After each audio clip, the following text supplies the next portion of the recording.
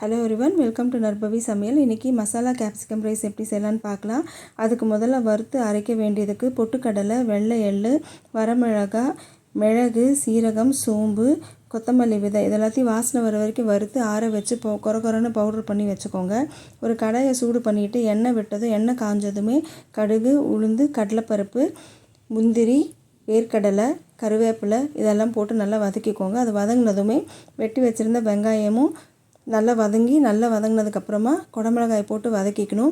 இது கூட உப்பு, அரைச்சி வச்சுருந்த பவுடர் ஒரு டேபிள் ஸ்பூன் போட்டு நல்லா கிளறிட்டு உதிரியாக வடித்து வச்சுருந்த சாதத்தை போட்டு நல்லா கிளறிட்டோம் அப்படின்னா உங்களுக்கு சூப்பர் டேஸ்டியான மசாலா குடமிளகாய் சாதம் ரெடி ஆகிடும். இதில் லாஸ்ட்டில் உங்களுக்கு தேவைப்பட்டதுன்னா ஒரு டீஸ்பூன் லெமன் ஜூஸை புழிஞ்சு விட்டுக்கோங்க.